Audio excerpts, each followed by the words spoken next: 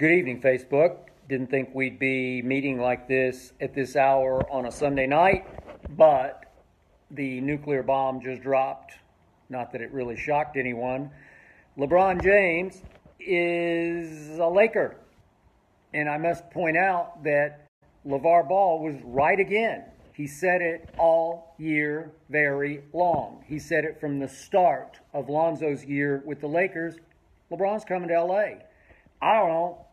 Maybe they got some connection. Maybe LeBron gets a kick out of LeVar because now they're quote-unquote teammates. Very interesting. Before I unleash all of my deeper feelings about LeBron as a Laker, quick cameo while everybody's joining in from our daughter Hazel, the daughter of Ernestine and I, the Maltese Falcon. She's not really a falcon. She's just a Hazel. Hi, Hazel. Thank you. Gotta get my nose clean before I go on Facebook. Thank you. Thank you. You're a good girl. Say hi to Facebook. Look. Say hi to Facebook. Say hi to LeBron. He's our neighbor here in L.A. Thank you. Say hi to LeBron. She got her hair cut. She looks pretty good, right? Hi. Nobody knows it, but she's going to get trained by Cesar Millan, right? Mm-hmm. Is that breaking news? Can we say that? She is going to get trained by Cesar Millan. We're going to be subjects of Cesar Millan because Hazel, she gives her mom a hard time. Not her dad, just her mom. Thank you, Mom. Thank you, Ernestine. Thank you, LeBron, for this news tonight. We are back on Undisputed tomorrow. Got to shut my door. After a forced week off, we got bumped by World Cup. Not that I don't love the World Cup, but I love my show more than I love the World Cup. Sorry, soccer.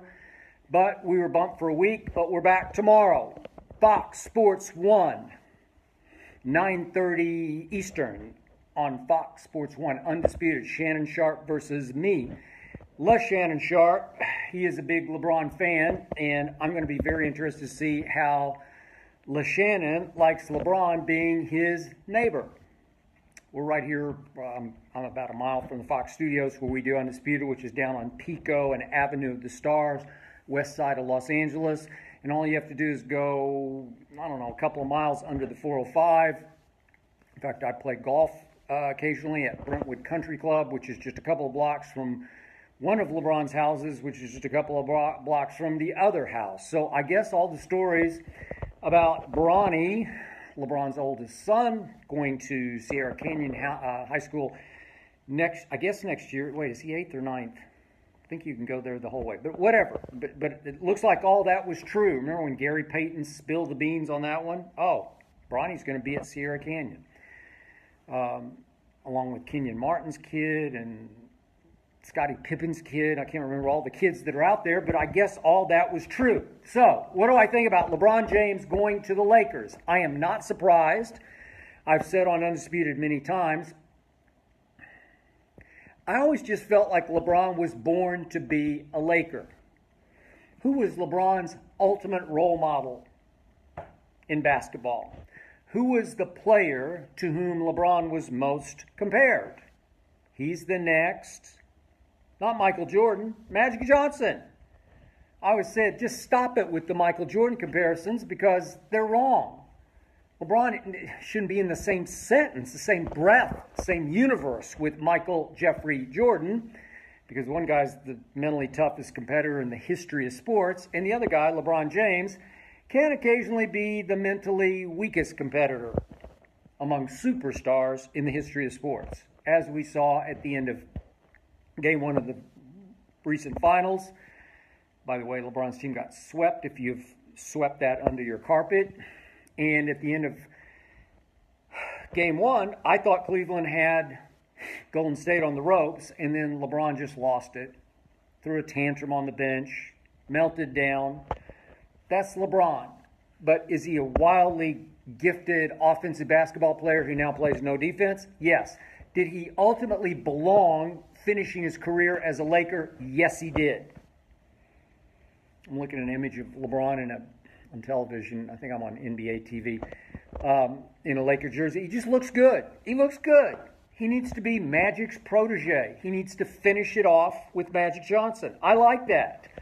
Obviously, a lot of people thought it was going to be with either or Kawhi Leonard or Paul George. Was I shocked that Paul George stayed in Oklahoma City and announced at a big a summer bash, hype fest, hosted by Russell Westbrook in my hometown of Oklahoma City, actually out at Lake Arcadia, which is just on the outskirts of Oklahoma City. Was I surprised that they announced last night that Paul George is going to stay in Oklahoma City and commit for 3 more years? I was not, because Paul George is too smart to join LeBron James in Lakerland. Even though Paul George is from Los Angeles, from the area, even though Russell Westbrook is from the area of Los Angeles, he's right down the highway, down the 405 from LAX, from the airport. I believe it was Hawthorne. Even though those two have LA roots, Paul George would be the first to tell you he didn't want to be LeBron's help. He didn't want to have to ride shotgun with LeBron in Los Angeles because it's just too hard. The media is mostly pro LeBron James. They're blinded by LeBron James. They are quick to protect and defend LeBron James. And so they're just equally quick to condemn LeBron's lack of help. So Paul George, who will have some bad games occasionally, as he did against Utah in Oklahoma City's first-round exit, he wanted no part of that. He knows he would be the scapegoat. He would take the brunt of the criticism. Every time he had an off night, it'd be, well, Paul George's fault, or as I call him, George Paul, because he occasionally turns into George Paul. He couldn't beat LeBron head-to-head because he's a poor man's LeBron, and there's no way he could survive in Lakerland on that stage, Staples stage, the Magic Johnson, Kareem Abdul-Jabbar, Shaquille O'Neal, Kobe Bryant stage. He couldn't survive it riding shotgun for LeBron James because every other night he would be condemned for, LeBron still doesn't have enough help. Paul or George, whichever way you want to turn his name around. So, who does that leave to come to LA? I'm going to be surprised if the team I root for, by the way, I root for this team. I'm wearing it tonight in honor of LeBron James because he's a huge Cowboy fan, which just drives Shannon Sharp crazy. And you can see us tomorrow launching into this debate style at 9:30 Eastern on Fox Sports 1, 9:30 to noon Eastern. We are back in business tomorrow on Undisputed. But the point is, where does that leave LeBron? What if the Lakers can't make that deal for Kawhi Leonard? And I'm done with Kawhi. As a Spurs fan, I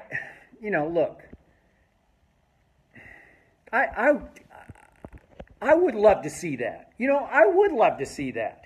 I would love to see LeBron partner up with a guy who quit on the classiest organization in sports. The most conservative patient medical training staff in sports cleared Kawhi Leonard to play midway through the year, and he flat out quit on him with nothing more than a thigh bruise. Is that the guy you want to bet on? Want to bet a max contract on that guy, LeBron? Good. Be my guest. I would love to root against LeBron and Kawhi Leonard next year as Lakers. That would do my heart good. But I just have a gut feeling it's not going to happen. My Spurs sources say that they're just as intrigued at this moment by the Sixers' nuclear packages they can offer because they got draft picks. They got great picks. They got that Sacramento pick next year. And they got a bunch of players too. And obviously Philly got left at the altar by LeBron. What was that about today? There was a story from ESPN that the sort of Philly, the Sixers contingent, management contingent, coaching contingent, had flown all the way to LA to meet with LeBron. Well, obviously he'd already decided to sign with the Lakers. It had been widely reported for weeks that that's where he was heading. He was the Lakers were the Vegas betting favorite. So why would he even entertain Philly's request? Why would he allow them to fly all the way across the country to meet with him, if in fact the report is true, when he's already done it? It's a done deal, and Clutch Sports, his company, announced it just about, about an hour ago. So why would you do that to Philly? That's just dirty pool, low blow. And Philly goes from, we could get LeBron and Kawhi next year to go along with our two nuclear weapons, young nuclear weapons, obviously, and Embiid and Ben Simmons. And now they're back to the drawing board. But would they like Kawhi? Because Brett Brown has coached Kawhi in his past as an assistant under Popovich in San Antonio and has some connection. I don't know how well he knows him exactly. But I'm told that the Sixers believe they could talk Kawhi into committing long-term to them after next year. He has 1 year to go on his contract, obviously. Would Boston get back in the Derby for Kawhi? I don't know. But now it brings us to the big guys. Lakers still have slots, another slot open. LeBron obviously took the max. This is his set for life deal. He's going nowhere.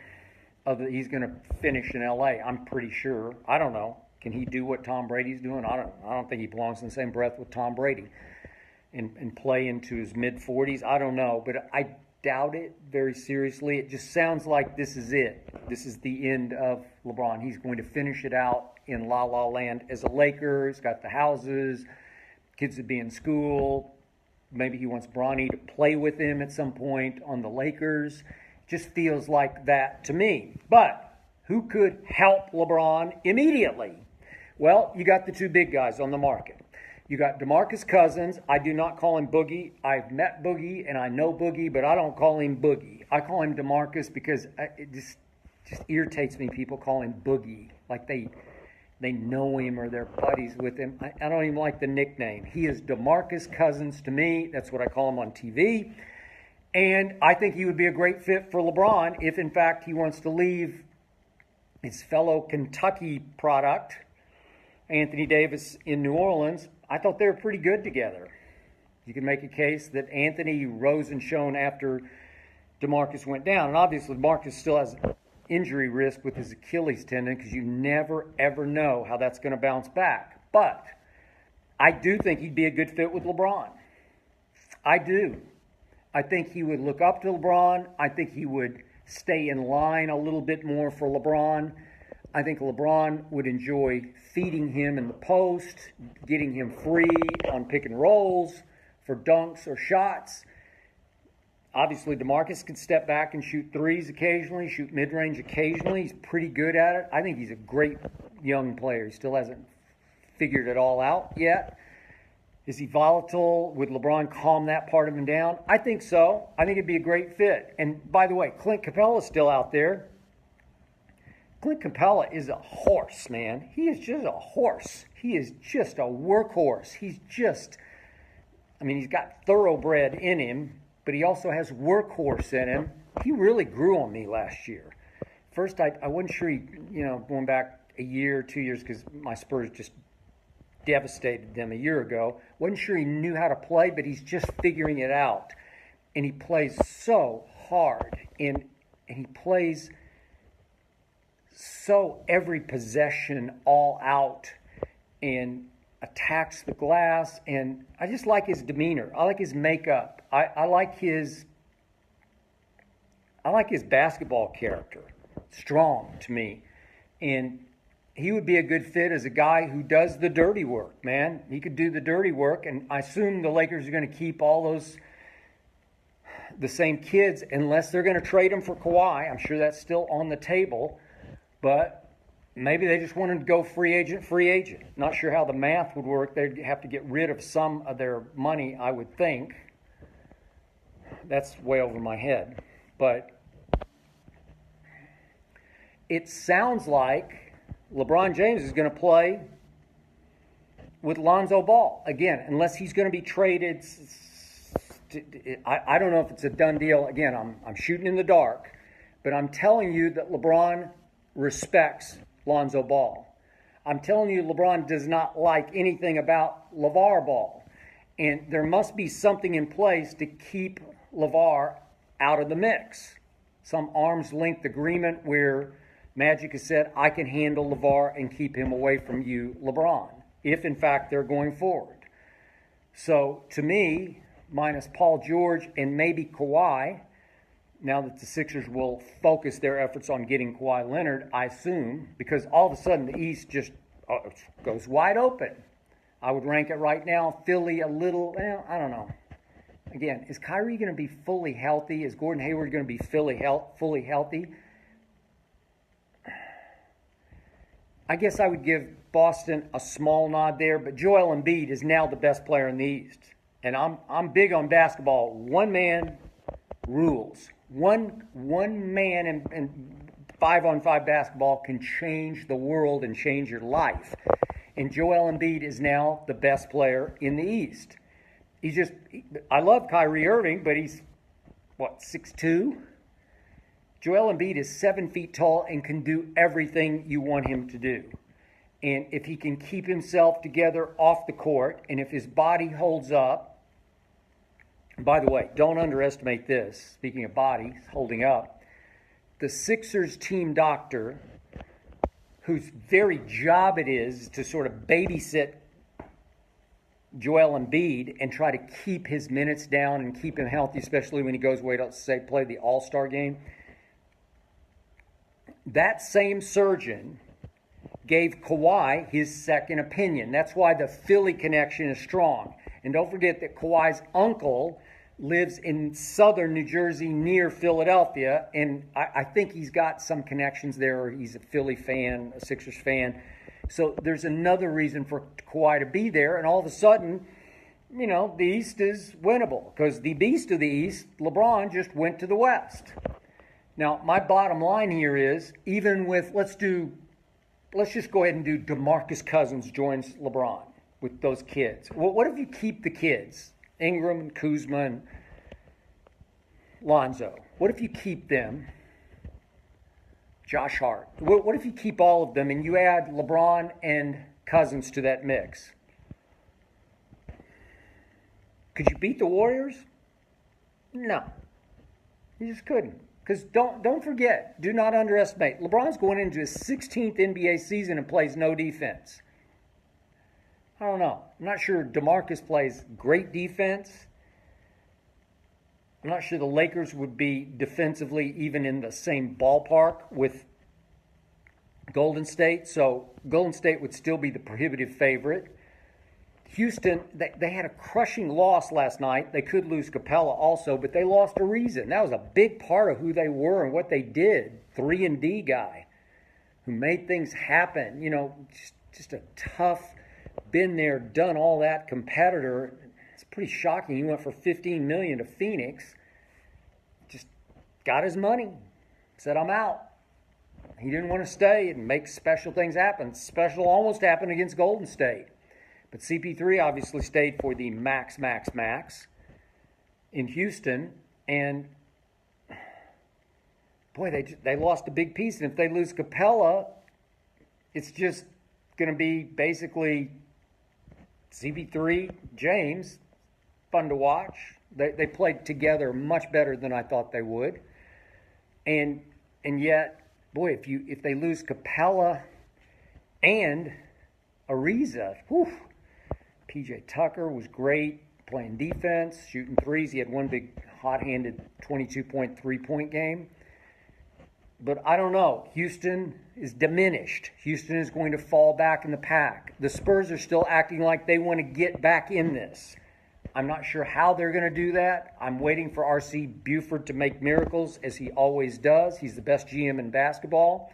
They did sign Marco Bellinelli, and you can laugh, but he was the perfect Spur in 2014 when he shot LeBron and company off the floor in the final, or helped shoot them. Everybody shot him. Patty shot him. Every time I looked up, somebody else was making a three, Danny Green. But I don't think the Spurs want to go away. I think they want to be part of this. They want to at least be some kind of a factor. Hold on, I got to refresh my computer here to see what's going on. Okay, anything new? And that obviously brings me to the poor Cavaliers.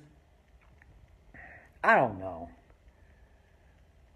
There's a part of me, I want to see LeBron suck it up, gut it up, and just say, I'm going to stay here. I'm going to take this team that a lot of people liked at the trade deadline, and with a year of experience, with the various, I don't know who was coming back exactly, how they're going to mix and match, but the Clarksons and Hoods and Larry Nance's and George Hill's and the whole crew that they had. Obviously, Kevin Love is still there. Kyle Korver is still there. Tristan Thompson is still there. You put that back together, and, again, would LeBron still have been the favorite in the East? I still think he would have been. I said that on Undisputed the week before we took off, or were forced off by the World Cup. But Chris Broussard and Shannon Sharp disagreed with me, but I still think they would have had a real chance for LeBron to get back to his 9th straight final and, of course, lose to Golden State. And LeBron wanted to be in Hollywood, and I don't blame him. It's been a year and 3 quarters. I left Bristol, Connecticut for Los Angeles. I'd started my career here at the LA Times. I'm in Los Angeles speaking to you right now. West side of Los Angeles in Century City. It's just beautiful. The weather today was just sensational here. It was just sensational. It gets hot, but there's coolness to it on the west side in Brentwood where LeBron is going to live. It's just like, I don't play much golf, but occasionally I play golf, and it'll be 90 degrees on some random weekday Tuesday afternoon. It'll be 90 degrees, and if you get in the golf cart and go back against the ocean breeze to drive to your ball and you drive fast, it'll get chilly. Seriously, there's cool in the air. It's a great place. Everybody wants to play and to stay here. Kevin Durant has 2 places in the LA area, Malibu and Hollywood Hills, and Russell Westbrook's from here. Everybody wants to play in LA, and finally LeBron, with all of his Hollywood dealings and his production company, said, I want to end my career there. And I get it. He belongs here. But my gut feeling is, just my gut feeling tonight, and I got to see how this sorts out. Number one, I believe LeBron James will never win another ring. And number two, I could eat these words, and I need until tomorrow I got to put an asterisk on them, but I don't think he's going to get back to another NBA Finals. I just don't think he will. I could be wrong about that, but Golden State is just so formidable right now, and they got it rolling, and it's just going to be difficult for LeBron. Remember, he's an aging player, still great on offense, no defense. And the Lakers just paid him astronomical cap-eating money. I know it's a soft cap, but still. It's a lot of money to commit to a guy in his 16th year. Is it worth it to the Lakers? Sure. He was born to be a Laker. Will he end up with a statue outside Staples like the other greats? I don't know. Can he do enough at the end of his career to merit a statue? I don't know. I feel sorry for Cleveland tonight because he left you high and dry once. Then he left Dwayne Wade high and dry and came back.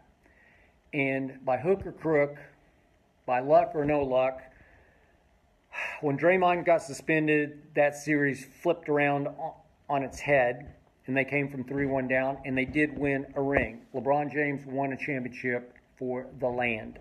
Can't take that away. Give you that. But then he left you high and dry one more time when it would have been the feel-good story of the year if LeBron had just said, I'm going to stay in the East.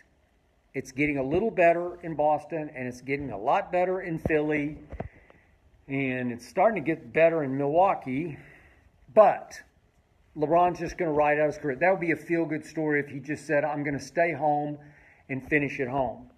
But the lure of La La Land of Hollywood, it's just too much. And I'm not going to be a hypocrite tonight because it drew me in, sucked me all the way across the country. I love it here. My wife Ernestine, native New Yorker, she comes and goes. She loved the weather today. She usually comes in and says, boy, it's a beautiful day. It's just almost always a beautiful day. My favorite all-time bumper sticker here in Los Angeles, ho-hum, just another day in paradise. That's what it is. Are there earthquakes? Yes, there are. Is there terrible traffic? Yes, there is. Is it still a great place to live? And you better believe it is. So I can't blame LeBron for making somewhat of a lifestyle choice of wanting his kids and his wife and his Clutch Sports. I assume they're all going to relocate here now. I've seen Maverick Carter out here several times. I love Maverick Carter. He's dynamo. From Wall Street to Sunset Boulevard in Hollywood, he is a dynamo, and LeBron is so blessed to have him on his side, running his production side, his production company. Brilliant. Just a stud. Young stud, Maverick Carter. But I assume they're all going to relocate here from Cleveland, but I don't know that for sure. But I get all that.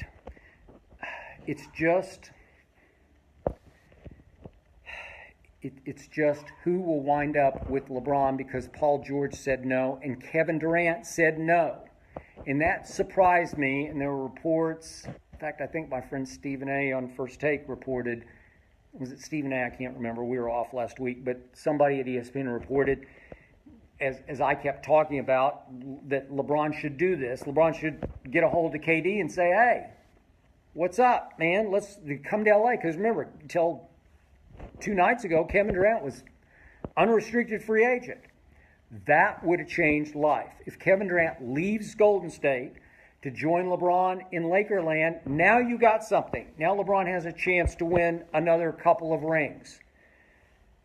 But Kevin Durant stayed with Steph Curry, with Klay Thompson, and with Draymond Green, and with Andre Iguodala, and with all those so potent, powerful backups that they have. So many young players. That McCaw, he's a stud kid. That I don't see what LeBron's going to do. I don't see how he's going to get back to another finals. It's just going to be hard because he's now diminishing returns because of his age. So now it comes down to no Kevin, no Paul George. I don't know about Kawhi, but it doesn't feel like it's going to happen. I'm just not sure that the Spurs would let it happen. They don't want to do any favors for the Lakers in the Western Conference. They've been rivals for, 40 years, 30 years, whatever it's been since they came out of the ABA. I've been a fan since the 80s. And it just feels like there has to be some other deal in place. Maybe something's broken so far, but I don't see it yet. But it just feels like there has to be another puzzle piece that I don't know yet. Can't wait to talk about this tomorrow at 9:30 Eastern Time on Fox Sports 1. Undisputed returns to the air tomorrow as we got bumped by the World Cup last week. And the other piece to me that makes the most sense would be DeMarcus Cousins. So I'm looking for that to happen. I think Clint Capella is still an option, big man option, but it feels like it's still going to be LeBron and the kids. And you know what? Maybe in the end, LeBron just didn't want the big hype buildup. Maybe he wanted to take a little pressure off. Maybe he wanted 1 year of lesser expectations where he wanted to play for a team that wasn't expected to get to the finals. And this team wouldn't be expected to get to the finals. Maybe he would like being the underdog. Maybe he would like to take a year off from the finals and just try to revitalize and enjoy the weather in LA and enjoy the lifestyle in LA. And then, as you know, again, there's always the chance that Kawhi goes somewhere else or stays in San Antonio and then joins that group a year from now. There's always that chance because that was Kawhi's publicized goal. Maybe, but in the end, I'm happy for LeBron. I'm sad for Cleveland. I feel bad for Philly that he made them fly all the way as a group to try to talk to him and recruit him today when he's obviously already decided that he was going to LA, as so many people thought. And yet, in the end, I'm happy for LeBron because he belongs in that purple and gold. I've always been kind of a Lakers fan, even in my days in Dallas when they were arch rivals against the Mavericks. It's just hard not to be a fan. I just love Magic Johnson. I'm the biggest Magic. I'm a slightly bigger Michael Jordan fan, but second on my list is Magic Johnson, Irvin Magic Johnson. And I'm happy for him because that'll be a great connection. it's almost like the torch has been passed from Magic to LeBron. They're kindred spirits. They're two peas. They work together. They're of like mind. They're two of the greatest passers we've ever seen. And I like it that they're now on the same team, even though Magic's obviously just overseeing. That all feels right to me. LeBron looks right in purple and gold. The truth was he never really looked right in wine and gold. He was just a Cavalier because he was from Akron. But he belonged in L.A., and now let's see what other pieces to the puzzle Magic and Rob Pelinka will continue to put together. I can't wait to see how it unfolds as the stories break over the next 24 hours. And I can't wait for Undisputed tomorrow, 9:30 Eastern on Fox Sports 1. We are back from Los Angeles. I can't wait to hear Shannon Sharpe on LeBron James, the newest Los Angeles Laker. How will it play out with LeVar?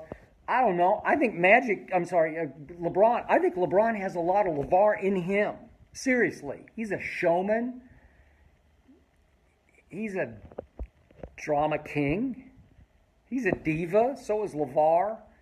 LeVar's turned into nothing but entertainment. LeBron says things for shock value every other night. I mean, it's not strive for greatness, it's strive for drama.